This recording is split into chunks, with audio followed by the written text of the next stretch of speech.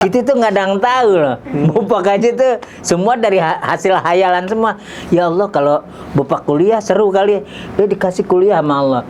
Ya Allah, pengen ngerasain mobil kayak orang lain, dikasih mobil. Iya kan? Ya Allah, pengen punya bini, tidur bareng, dikasih yang cakep. Nah, gimana kita nggak bersyukur ya? Bangsat orang kalau nggak bersyukur. Iya kan? Pitak lu banyak, udah nama lo sekarang Bopak. Nah, terusnya ada film kartun tuh, Abot-Abot Castello, film gagu, komedi itu kan. Castello-nya keren nih, bawa tempel aja, Bopak Castello. Jadi hoki. Mata, jangan sekedar kita melihat, oh tuh mata, buat ngelihat kan bukan. Tapi mata itu ada terjemahan dari sebuah hidup. Kalau kita nggak ngelihat dari mata, terjemahan hidup kita nggak tahu. Wabillahi taufiq wal hidayah.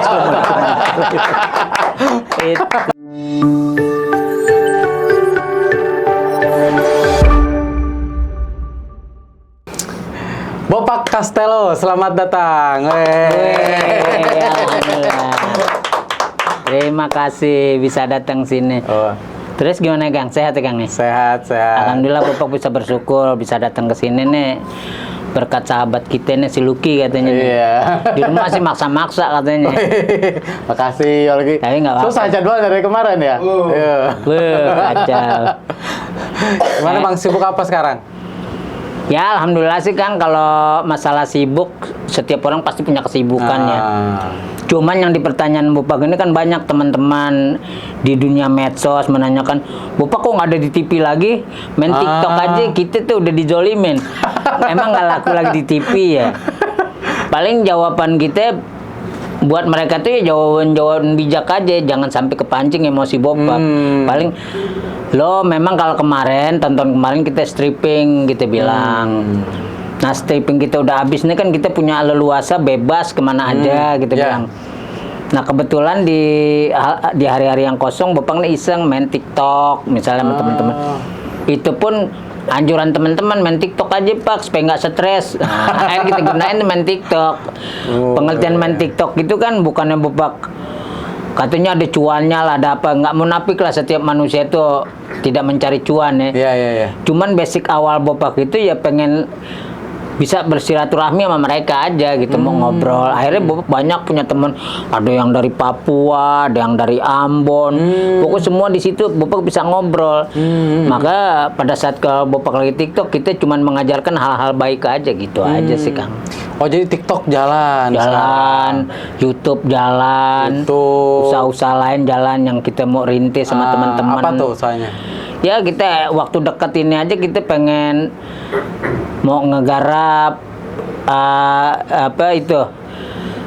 travel umroh. Kita sudah jadi mitra, udah kemarin dikasih MOU-nya, sudah menandatangani. Kita tuh pengen kerjasama di Iconic Travel. Apa namanya?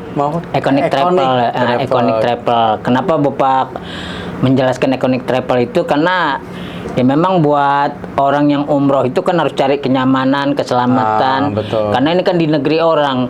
Walaupun kalau garis besarnya kita ini panggilan Allah ya kan. Tapi kan yang namanya budaya beda. Ya kan, masalah komunikasi beda.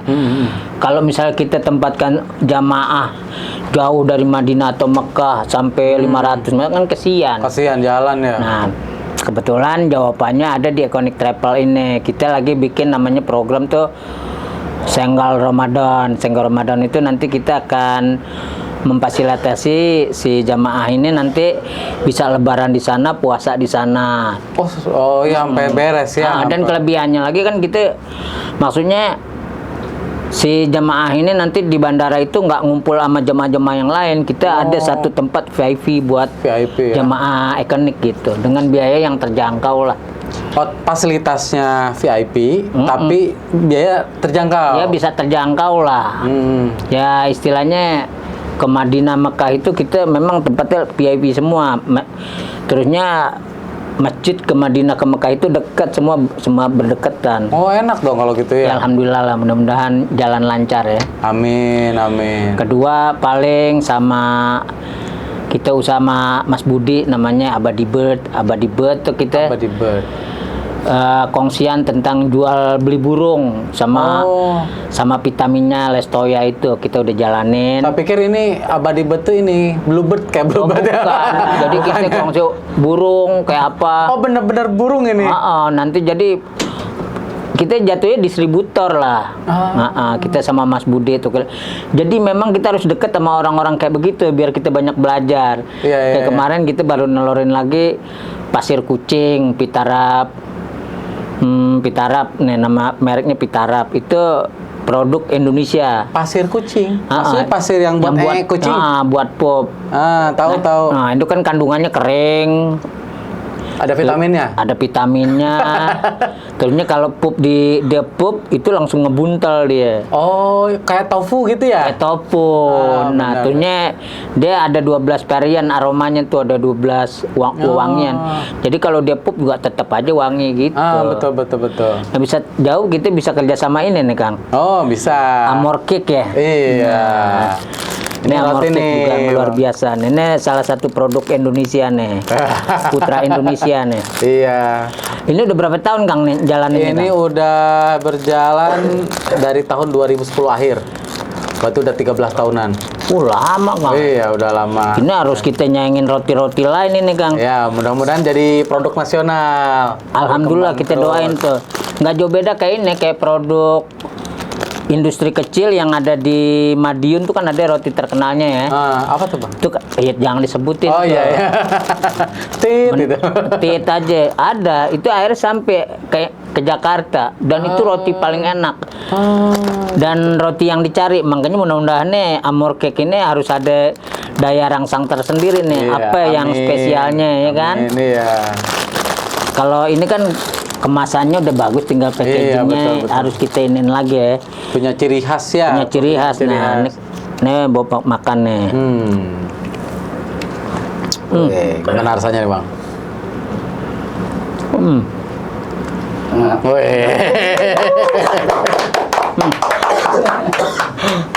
Bener-bener nih. Ini rotinya pecah di mulut ya. Pecah di mulut. Nah, coklat. Rasa ya Bang? Katanya doyan bikin ginian juga katanya? Hobi, bapak kan hobi masak. Kalau di rumah tuh suka masak. Seriusan? Nah, iseng-iseng bikin roti. Cuman teknik ngebungkus rotinya itu seni rotinya belum menguasai. Oh iya, masih ala kadarnya gitu ya. Tapi kalau buat bikin adonannya udah bisa. Gitu Kang. Jadi yang ngetes makanannya siapa Bang? Istri. Bilang enak istri. Ngebuang. Ya enak dong. Oh, sering buat juga ya. Nanti jangan-jangan buka usaha juga nih. Insya Allah. Ya, mudah-mudahan ya Bang ya. Oh, jadi Bang Bopak tuh sekarang tuh selain aktif di sosial media juga beberapa bisnis tadi banyak ya? Ya, kita lagi nekunin itu aja. Sama bengkel juga kan, bengkel sama ada teman. bengkel. Ada bengkel mobil di Depok. Apa namanya? Hendi Jaya Motor. Oh, gitu. Ya kita nanam sedikit-sedikit sama Sarip. Mudah-mudahan tuh bengkel juga jalan dengan baik kan gitu. Ngeri dong kalau bengkelnya jalan Bang. Makanya bapak Uber kan. Takut jalan. Makanya gitu satronin terus gitu. Dikejar-kejar terus ya dicek. Iya. Alhamdulillah. Ini kayak ini ya. Kayak penyanyi siapa? Penyanyi lama ya? Bukan, yang dia ikut di Jerman tuh. Aduh lupa namanya. Sandi. Oh, Sandi ya nanti. Kayak Haji Komar. Hah? Haji Komar ini. Aneh nggak ngejelekin nih. Aneh mana ngejelekin. Tak kameranya dijelekin. Nih Yanto. Yanto. Iya sih pasti kesibukannya itu aja. Kedua kan dalam waktu dekat juga kita teman-temannya udah mulai merambah lagi. Paling bapak nih sekarang menerima bintang tamu aja. Kayak gini gitu. Kayak begini-gini gitu bintang tamu. Nah kemarin juga kan kita sempat ada salah satu bintang tamu di Pokes dan itu agak viral tuh. Bapak dikasih pernyataan, lo kok jarang di TV kayak begini-gini. Jawaban bapak waktu itu cuman, ya mulai hari ini kita ya memilih dalam berkomedi, maksudnya gitu. Kenapa bapak memilih? Bukannya kita nggak laku di televisi. kita ini kan kalau di usia kayak kita ini udah berhati-hati kayak begitu, takut humor kita menyakiti orang atau mengejas orang, apapun itulah ya. Nah, Bopak tuh udah tidak mau menerjemahkan itu lagi gitu. Kecuali kalau yang kita komedinya memang pure, kita mencari tawa, orang nonton tertawa, gembira, nah itu baru Bopak mau kayak gitu. Jadi bukan dalam arti kita mundur di dunia komedi, enggak juga. Karena yang Bopak bilang garis bawahi kan, besar kita ini kan di dunia komedi, di dunia perlawakan. Masa dunia yang membesarkan lu harus tinggalin, kan gitu. Tetaplah kita harus memberikan kontribusi sama televisi, bahwa kita tetap seorang komedian sama teman-teman gitu, dengan cara yang berbeda-beda lah. Karena kalau Bapak kan kalau untuk sekarang ini sudah tidak lagi mengejar, sebetulnya udah nggak mengejar lagi. Apa yang Allah kasih kan sama Bapak udah kita dapetin, cukuplah. Masa lalu itu bagian dari proses sebuah hidup, ya kan gitu. Dulunya ibarat kata kita misalnya minum aja susah, ganti sempak aja susah, iya kan? Iya, Bopak tuh dulu ganti sempak aja susah. Sampai Bopak tuh kalau pakai sempak tuh bisa 2 minggu dipakai. Ya karena ketidakmampuan kan gitu. Karena Bopak aja bolak-balik, pengalaman nih antum bisa aja ya. Seminggu gitu. Sampai bekerak ya teh. Tapi itu hidup dan itu memang harus kita jalanin. Karena kenapa? Bopak dari SMP aja tuh udah pisah dari keluarga. Maksudnya Dari SMP? Dulu Bopak kan ikutnya sama Bibi. Bopak asli orang Kalimantan. Lahir Kalimantan. Ibu orang Bengkulu, tapi bapak kan orang Kalimantan Toto dia, di Kandangan. Maksudnya kok dalam gitu? Dalam, masih ada darah Dayak kayak bapak kan. Apalagi kan kecil kita pernah dibawa ke Loksado, mungkin keluarga-keluarga dia kan, kalau di sana kan istilahnya, kalau di Kalimantan Selatan itu kan Dayak Meratus, Banua, kayak gitu-gitulah. Cuman kan dulu pas bapak meninggal, ibu bingung kan, misalnya kita nggak tahu lah, kebingungan ibu itu kan bingung beda-beda. Nah, Bopak sama ibu diajak ke Jakarta. Karena dari keluarga ibu itu ada 3 bersaudara tuh, namanya J semua. Jainab, Jalna, Zaleha. Z semua. Iya. Z.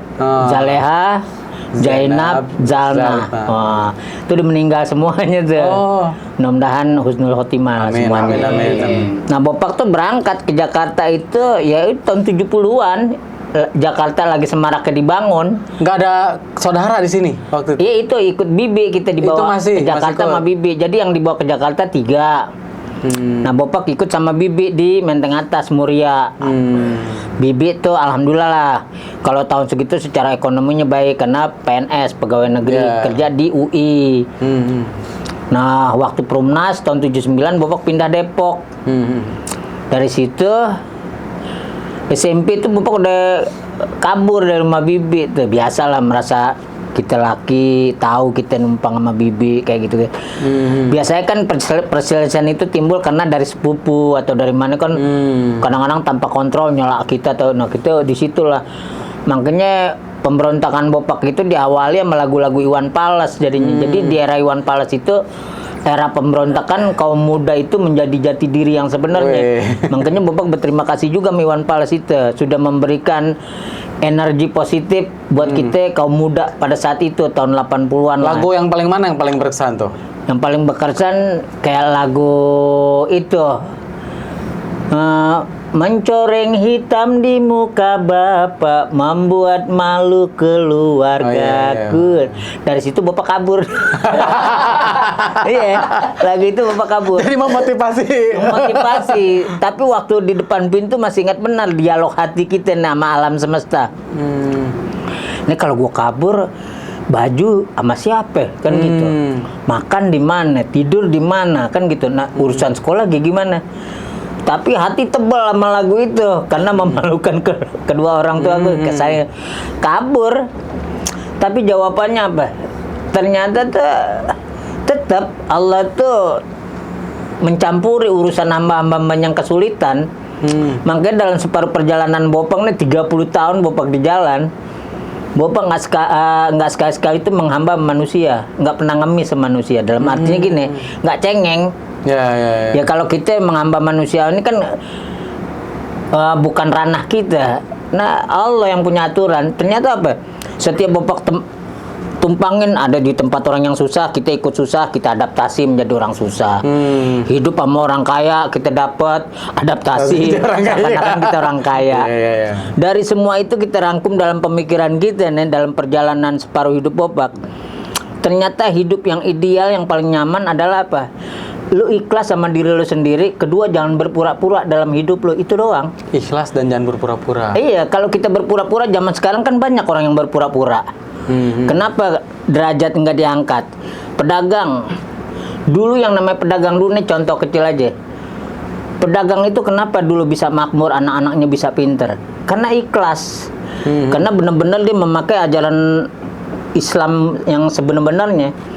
Kalau kita berdagang, poin-poinnya misalnya kita belanja 10, carilah untung 1 atau 2 kan gitu.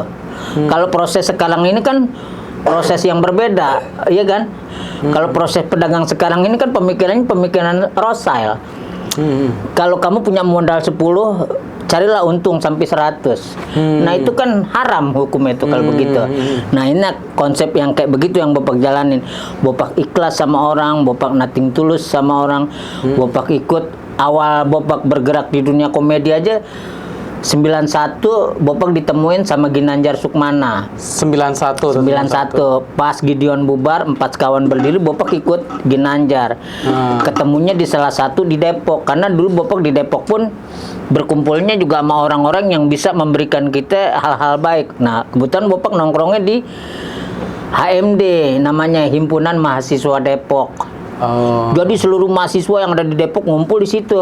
Di Depok juga tapi. Nah, Bapak di situ, iya di Depok, Bapak ngumpul di situ. Jadi buku apa aja di situ Bapak baca yang punya teman-teman. Waktu itu Bapak belum kuliah. Gimana mau kuliah ya kan? Kita dulu waktu itu masih demen minum, masih wah gitu. Jadi teman-teman HMD kalau datang Bapak tuh udah senang. Bapak kerjanya ngelukis, buka baju ya. Adalah sedikit kita hobi ngelukis kan gitu, gambar. Bentar, ngapain buka baju, Bang? Ya panas dulu, gitu ya, kan merasa bebas kan. Gitu. Sampai tuh ada salah satu temen anak HMD, namanya Emilian Kadri. Pak, ntar ada pelawak nih Pak sini. Ntar lo, terus ada pelawak maksud lo apa Mel? Bapak kan begitu aja dari dulu emang nggak pernah ini sama orang. Ya enggak, siapa tahu ini. Ya lain Allah kita bilang ketemu lagi Ginanjar deh. Ngeliat gitu kali lucu kalau udah ngelukis buka baju kurus ya. Udah tahu tuh anggur di mana aja. Jadi dulu kita tuh bener-bener abu-abu hidup tuh. Tapi pas Ginanjar nanya, "Lo tinggal di mana Pak?" "Di Depok." "Ya gue segini rumah banyak Gin, di mana aja rumah gue gitu." Ya udah gini aja deh. "Lo mau gak ikut gue tinggal di tempat gue?" Itu nggak ada nolak-nolaknya Bapak. Langsung iya? Langsung iya, karena Bapak tuh nggak ada istilah apa sih nolak dulu. Cuman kita, ya itu yang Bapak bilang tadi, kita itu nothing tulus saja sama orang, positive thinking sama siapapun. Ikutlah di rumah dia. Mulai dari situ Bapak bersyukur kita punya networking yang baru. Pelawak-pelawak yang dulu kita nonton di TV, kita bisa ngeliat langsung. Bapak nangis, batin Bapak berkecamuk, ini seneng banget ketemu Jojon almarhum, ketemu UU, ketemu Cahyono, sampai Bapak numpang di rumah UU pernah, di rumah Haji Jojon pernah. Wah, Bapak bilang dream come true. Wah, ya enggak, mimpi jadi kenyataan. Ya enggak. Di situ Bapak sepositif mungkin. Jadi asisten Ginanjar tuh 12 tahun. Ikutin dia tahun. Dan Bapak tidak pernah menanyakan gaji gue berapa, nggak pernah. Bapak tuh udah bersyukur punya tempat tidur, tempat tinggal aja udah alhamdulillah. Dan awal perjalanan separuh hidup Bapak punya KTP itu di rumah Ginanjar. Wah, pernah pertama punya KTP. Berarti selama ini nggak punya KTP? Nggak punya. Karena nggak punya tempat tinggal tetap gitu. Iyalah, tuhnya waktu zaman Bapak di Grafika pun Bapak tinggal di salah satu teman luar biasa, teman kita namanya Ari Bakri. Pokoknya udah terkenal dia menjadi seorang lawyer. Cuman kita ada rasa kebanggaan begini. Mungkin teman Bapak juga merasa bangga juga sama Bapak karena bisa merubah Bapak. Maksudnya kalau Bapak salutnya sama Ari Bakri ini teman Bapak zaman STM, Bapak ke STM, dia SMA 10 waktu itu ngasih tempat tinggal Bapak di sana, dianggap kayak keluarga. Padahal kita nggak punya KTP. Kalau zaman sekarang kan curiga orang. Iya, siapa lu kan? Kok dia bisa ngasih Bapak tempat tinggal di situ? Sampai kita disayang mamanya sama bapaknya. Pas kita lihat lagi, kenal lagi kita di IG. Wah beratnya dia, udah kelas kakap. Pengacara kelas kakap, salut. Nah kita akhirnya saling merespon aja dengan baik. Bapak bukan nggak berani main ke dia kali ya. Karena kalau kita liatin dia lebih hedons, lebih metropolis hidupnya. Bapak kan nggak berani masuk ke ranah dia. Paling kita udah berucap-ucap melalui WA atau IG aja. Padahal pernah tinggal bareng gitu ya? Bukan tinggal bareng, Bapak numpang di rumah dia. Jadi Bapak tuh ikut sama mamanya, sekolah, disekolahin. Sekolahin juga? Nah itulah salut gitu. Tapi dia juga senang sama Bapak gitu. Sampai dia juga, udah Pak ikut gua, sini main, kita naik kapal, ntar lu muntah gak? Jadi sebesar-besarnya dia, karena kita dulu remajanya bareng sama dia, gue ikut dia, gue tahu dia gitu. Wajar gitu, dia mendapatkan sesuatu yang mungkin dia sendiri mudah-mudahan berpikir kayak begitu. Wajar Bapak mendapatkan haknya juga, ya kan? Ya sekarang seekor Bapak atau seorang Bapak, mana mungkin lah kita punya rumah. Logika nih, kita bicara logika. Saat itu kan nggak kepikiran kan? Nggak kepikiran, makanya kita bilang, kita ingatkan sama orang-orang, sama teman-teman di sekitar kita, jangan sekali-sekali lu mengemis sama manusia itu tentang kesengsaraan kita. Udah ngemis sama Allah. Itu jawaban yang terbaik. Ya Bapak ngelakuin perjalanan-perjalanan tidak bertuhan kita udah jalanin karena frustasi. Iya kan? Gak sholat, gak ibadah, ngalamin ya? Enggak. Sampai tuh kita yang namanya makanan haram yang kalimatnya B2, RW, itu udah makanan sehari-hari. Sampai dulu Bapak punya bapak angkat orang Batak, sampai dia bilang gini, "Oh Pak, sholat kau tidak, babi kau makan, anjing kau makan, sudah kau ikut aku nanti ku baptis nama kau Henrik." Kan gitu ya. sampai Bapak bilang, "Boleh aja Pak, cuman kalau air mata saya ini keluar darah baru saya mau." Bapak ngasih sinyal begitu, bapak angkat kita ngerti. Jadi setiap maghrib kalau Bapak nggak sholat diomelin loh. Diomelin? Iya. Jadi apa? Pembelajaran toleransi itu dalam arti kan kita bukan toleransi harus mengikuti agama seseorang. Tapi toleransi ini kan kita maknai, kita saling mengingatkan satu dengan yang lain, bukan mempengaruhi. Kalau sekarang kan toleransinya mempengaruhi. Lo harus ikut, masa lo yang sebagai orang muslim harus ikut agama ini begini. Bukan, dalam pengertian toleransi ini kita menghargai pada saat lo ibadah dengan agama lo, jaga orang itu. Begitu juga dia. Kalau Bapak nggak sholat, tegur gue nggak sholat gitu. Ada tuh di situ berkesinambungan Bapak. Kalau nggak sholat diomelin sama dia. Tapi makan B2 masih saat itu? Tetap itu. Dulu waduh kacau udah gitu. Tapi alhamdulillah waras kulil nekangnya. Kita jadi berubah semua setelah dulu Bapak kan sempat kawin gagal ya kan. Kawin gagal itu juga itu kan kesalahan dari diri kita lah, karena merasa dulu sih niatnya baik, Bapak tuh ibadah. Dari seluruh temen tuh udah nasehatin, jangan katanya. Ini kita ketemu perempuannya ini di karaoke kan. Karaoke cantiknya gak kan, cantikan dari melebihi dari kapasitas otak. Tapi karena kita berpikir ibadah. Udah kita jangan. Nah, tapi kan yang berbuat zolim bukan kita sebetulnya. Dia sendiri yang menzolimi kita sama dirinya dia sendiri kan gitu. Karena Bapak punya komitmen, lo kalau ngikut gue selatan harus ikut selatan. Kalau lo jalan ke utara, udah lo nggak akan ketemu di selatan. Ini sebelum terkenal atau setelah terkenal? Udah. Nikahnya itu? Udah. Makanya kejebak karena duit ada, apa ada. Iya. Tapi memang kepengen nikah gitu, pengen gue nggak mau lihat tuh perempuan datangnya dari mana, yang penting gue nikah, lu ikut gue, nurut lah gitu, pengennya. Kenyataannya kan kenyataannya dia lebih ke kiri, selesai. Nah ketemu istri kedua pun medianya itu medsos. Nah Bapak terus terang sama itu perempuan namanya Gita ya kan. Kenalan lu ke Gita siapa? Gue nggak mau kenalan gini-gini, gue maunya pacar lo pak gitu. Bapak kan langsung nembak aja. Bapak suka sama wanita yang tangannya berbulu, dikirimin tangannya berbulu. Cocok jadinya saat itu. Cocok dari perjalanan itu sempat gitu kan. Ternyata dia salah satu wanita hebat pendamping Bapak sekarang. Kalau nggak ada dia secara manajemen hidup kita nggak terarah. Ini yang kedua tuh yang sekarang. Iya. Oh. Dan Bopak juga waktu itu ngasih sama dia, lu nih usia gue udah tinggi, masa lu mau sama gue? Emang gue mau sama usia lo katanya. Kan kita mau gitu. menjalankan hidup kita berumah tangga, bukan usia lo, kan gitu. Itu udah ketemu atau belum? Udah. Jadi dan dia tahu Bapak udah terus terang kita ini lagi ada perkara rumah tangga kayak gini-gini. Ya dia siap. Waktu itu kita melakukan kawin siri itu kan 3 tahun. Sebelum sah itu sah kita secara negara kan, waktu pengadilan itu setelah sah DNA-nya kita udah selesaikan, ternyata anaknya bukan anak Bopak. Yang pertama?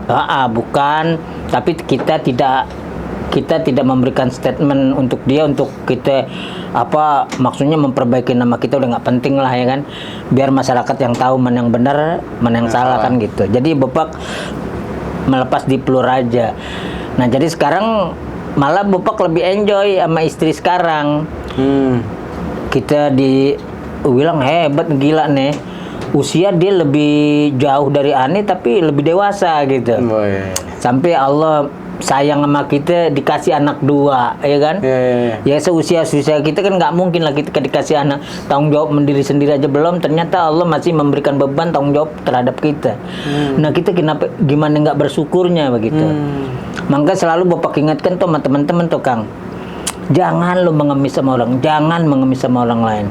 Semasih kita punya alam pikiran kita yang paling indah, semasih kita punya mimpi-mimpi yang paling indah, itu lo jadikan energi ion buat diri sendiri.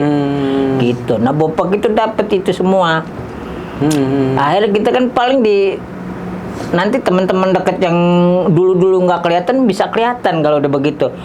Pak, lu inget gak tinggal di rumah gue? Inget gak lu makan di rumah begitu? Akhirnya pertanyaan kan itu semua. Tapi tetap kita bijak ya. Itu namanya hukum manusia. Kita harus respect terus saja gitu. Yang penting kita pola Bopak sekarang nih respect aja sama orang. Dia mau penjahat, mau siapa, Bopak respect aja. Gitu nggak peduli apa kata orang ya? Nggak peduli apa kata orang. Misalnya kayak orang ngebenci Nikita Mirjani misalnya, kalau Bapak nggak ngebenci dia, ada sisi baik yang orang lain belum tentu baik kayak Nikita Mirjani. Atau teman kita almarhum Julia Perez, dia nganggap kayak begini, jangan lu nganggap gitu, di mata gue dia baik kok. Atau Dewi Persik, orang melihat di media arogan begini-begini, tapi kalau lihat aslinya itu tuh luar biasa baik kan gitu. Fahmibo kan kemarin dibantu Nikita Mirjani juga, datang ke sini kemarin. Lah iya kan gitu. Jadi hal-hal kayak begitu jangan kita melihat dari kulit arinya. Nggak jauh beda kayak kita berdiri di tengah samudra nih, di pinggir pantainya. Kalau lu lihat atas aja cuma lihat kapal tongkang kiri kanan, lihat kapal pesiar kiri kanan, ya kan? Nggak ada cinta di dalam. Tapi kalau kita nyelam, itu Allah ngasih keindahan yang luar biasa. Ada terumbu karang, ada ikan berwarna-warna. Itulah suara hati kita yang sebenarnya. Dalam nih. Nih belajar dari mana nih Bang? Jadi kayak filsuf ini nih sekarang. Perjalanan kehidupan kan kayak begitu. Kalau kita cuma sekedar hidup kan kita cuma hidup. Ada napas, ada otak. Tapi kan pengertian hidup yang sebenarnya apa? Setelah kamu memahami di sekitar kamu itu hidup. Misalnya kayak Bopak nih sekarang hidup, kenal sama Akang, sharing, membicarakan masalah usaha, kendalanya apa. Nah itu kan hidup. Iya kan? Hidup jadi kehidupan kan gitu. Akhirnya proses. Mata jangan sekedar kita melihat, oh tuh mata buat ngelihat, kan bukan.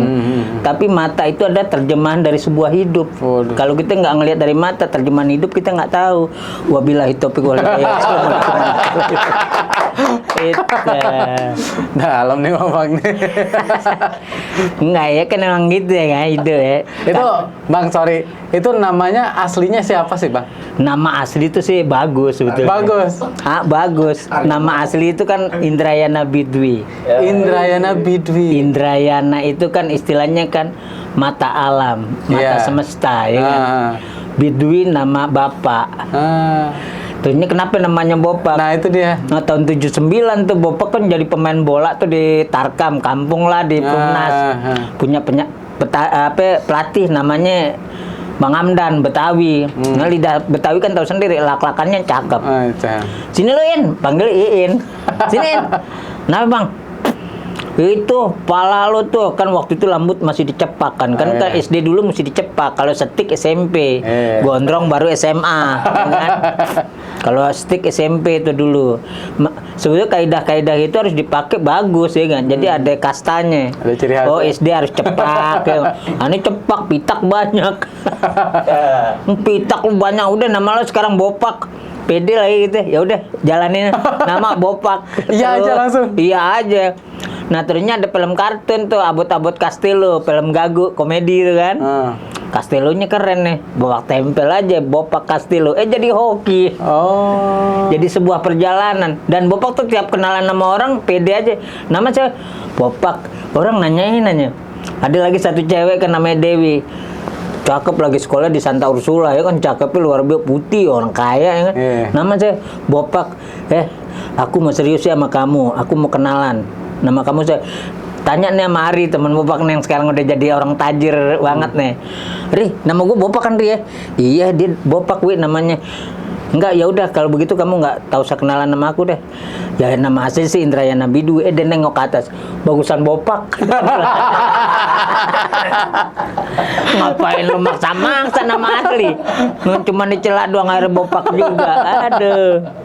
Emang dia nyari momen nyela sebenarnya kayaknya. Momen nyela kayaknya dia ada. Wah, lucu deh perjalanan hidup. Sampai dulu kita juga punya bapak angkat. Dia salah satu pamannya Andiliani itu. Bapak tinggal di Ciputat. Oh, berkuda, miara kuda. Dulu bapak sempat kerja di Pemda DKI di pertamanan karena waktu itu bos pertamanan dia. Pak, udah kerja di sini aja, Bang. Kan karena basic bapak bisa nggambar, jadi waktu itu tugasnya landscape, gambar-gambar taman waktu itu. Pakai kalkir. Nah, kita ngelukis sebenar taman. Ya salah lah pakai kalkir ya, cuman gitu. Tapi boring gitu, tiap jam 6 berangkat jam 6. Enggak Pak. Udah ambil ijazah doang, udah lu jadi PNS. Nggak, malas ah. Ya, itu perjalanan takdir, memang udah di komedi kuatnya. Di komedi. Nah, tahun 97 Bapak ikut lomba komedi dulu. Oh, awal dari komedi itu 97. 97 ikut HAM gitu. Itu masih sama Ginanjar atau? Masih dong sama Ginanjar, masih ajudan. Ikut sama adik-adiknya tuh. Adiknya Derry namanya Acung Rijal. Sekarang dia jadi manajer sejuta artis. Gigis. Ternyata ada satu lagi Aris, anak Sukabumi. Aris Peol, kita manggilnya Peol, namanya Aris Munandar. Dia orang Sukabumi itu, kan kita di Kosguru waktu itu. Itu di Kosguru kita mewakili jadi lomba doang, sampai sekarang orang Kosguru nganggap kita alumni.